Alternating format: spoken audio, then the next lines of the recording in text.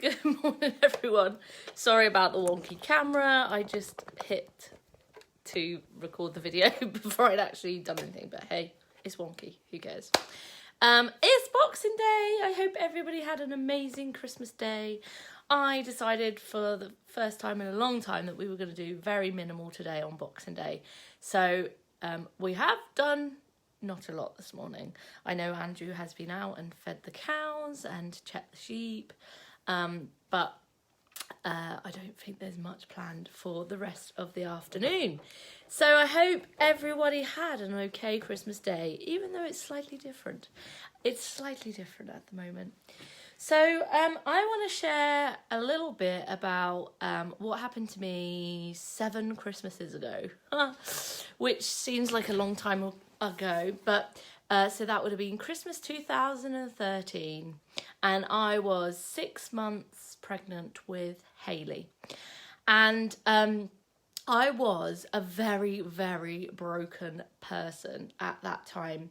So I was broken very physically. I injured myself in the October whilst we were, I don't even know what I was doing. I caught a lamb hold between my knees like I always would have, to spray its nose. I think it had a sore nose, and something just went twing, twang in my thigh, in my pelvis kind of area. And being a farming girl, I just went, it's all right. And I just carried on. I carried on until I became slower and slower. And when I realised I couldn't actually walk up the stairs anymore without crawling, I kind of thought that I'd probably done something a bit more than what I was imagining I had done. So I rang my midwife, and she said that I had a condition called SPD, or pelvic girdle pain, which is basically where you lose the stability in your pelvis. Yay! And because of the relaxant hormones and the hormones that you have to be able to give birth and stuff, where my body would have caught hold of that lamb in the past and been absolutely fine, it was not going to be fine, because actually I was pregnant, so it was slightly different this time when I'd done it. And this then led me to become very, very physically broken. So I was in a lot of pain. My pelvis would grind and crunch, and it was horrible.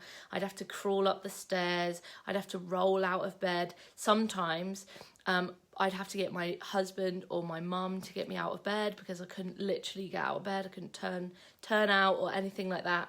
I was in an awful lot of pain because I was pregnant. I was adamant I wasn't going to go on painkillers, so I didn't. I tried to do it with just hot baths, hot pillows, things like that. Just tried to do everything I could. But I was still in an awful lot of pain. And I know that Christmas, there's a picture of me standing in the middle of the kitchen. And every time I see that photo, it takes me back to that time where I was in this place of really unknown. I was paranoid and so worried that I was going to have our baby really early. Because my sister-in-law had gone and had my niece 10 weeks early, literally just weeks before all this started happening. So I was really worried that was going to happen. And my niece is happy and healthy now, but at the time it was really scary. And so I was in this place of being a very broken human being. I had no idea of what the future was going to hold. All I knew was I had to grow a baby and then give birth to a baby, and then it would be okay. And it was in my head that I was going to be fine. I was going to be absolutely fine. I'd have the baby and it would all be okay. And that didn't happen. So for 2 years, I had to, if I was going long distances, I had to take crutches with me to be able to walk distances. I could walk around the house and stuff, but if we went shopping or anything like that, I had to take crutches with me. I was a mess. And the following Christmas, which was Hayley's very first Christmas, I'd actually got to this stage where I was addicted to codeine. And I was addicted to the codeine because that was taking the pain away. And so I was having too much codeine. So I came off of the codeine. And in that moment, I realised that I was as bad, if not worse, than I was the previous Christmas. So I, in that moment, I thought, this is it. I'm going to be stuck, broken, in pain like this forever. I'm not going to be able to run around with my coming up to toddler. I'm not going to be able to sit on the floor with her and play with her and jump on the trampoline with her and all those things. I honestly thought at that time that was never going to happen. And so what I did was I posted on a Facebook. Facebook is kind of like an amazing place for me, because when I ask a question, it tends to answer me, which is pretty incredible. But that's what happened. So I posted on a notice board to reach out to other mums who might be struggling with SPD, which was basically lower back pain, sciatica pain, all those kind of pains you can get when you're pregnant, round ligament pain, however they want to call it. Basically, it's all under the same umbrella in my mind. It hurts like hell, and it makes you think that, you know, you can't get through your pregnancy, particularly if you're going to get heavier. So I reached out, I put a post on, and amazingly, my physio at the time messaged me back and said, I think I can really help you. And so she gave me renewed hope in the fact that actually I could get help and I could fix my body. And I even started to believe that I could fix my body past the point of what it was when I even conceived Hayley. And so this is the kind of like thing, this is the place I'm in at still in this moment. My body is, I'm able to jump on the trampoline now. I'm able to run and do all the things that I've wanted to do with Hayley. There's still elements that I have to be careful sometimes, but I've learned to listen to my body, so I'd never get into that place where it floors me completely and I end up in bed for like 2 or 3 days with a bad back.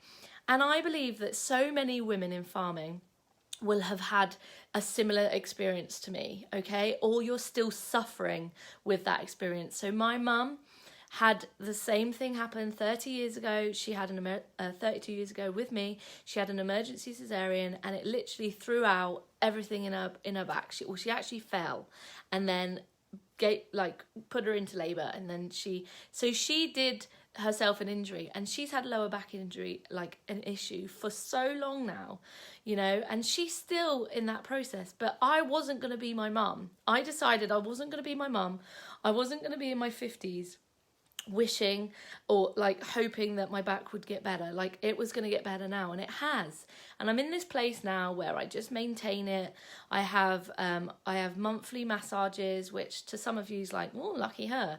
Well, actually, I choose to put myself first, because if I don't have those massages, I am one miserable cow. And I don't want to be a miserable cow in my family, particularly for Hayley, particularly for my husband, you know. So putting myself first has been the key, which sounds so anal to a woman in farming, because there are not many women in farming that I know ever put themselves first. They always put the family first. The farm comes first. Everybody else comes first. You know, I've got a family member who is in this exact position at this moment, and she is at the bottom of herself, where she has worked her ass off for her family and for her farm, and now she is broken, and she's so broken. And I believe that many of us don't have to get to being that broken, okay? So I got to that broken because I wasn't addressing anything. I wasn't paying attention to anything going on in my body. My original injury came from a quad bike accident I had when I was 14. And I ignored my body so badly that I never knew that that quad bike accident had caused my pelvis to just squish just a little bit, so it no longer was in line with how it should have been. So I then basically grew up wrong. So it wasn't, for me, it was the injury that then meant that when I got pregnant, things changed, and my body was like, holy moly, I can't carry this baby. Your pelvis isn't in line, your leg's too short, it's all twisted in, you know, all these things that have happened. And I don't know why I'm sharing all this with you today, but hey ho, here I am.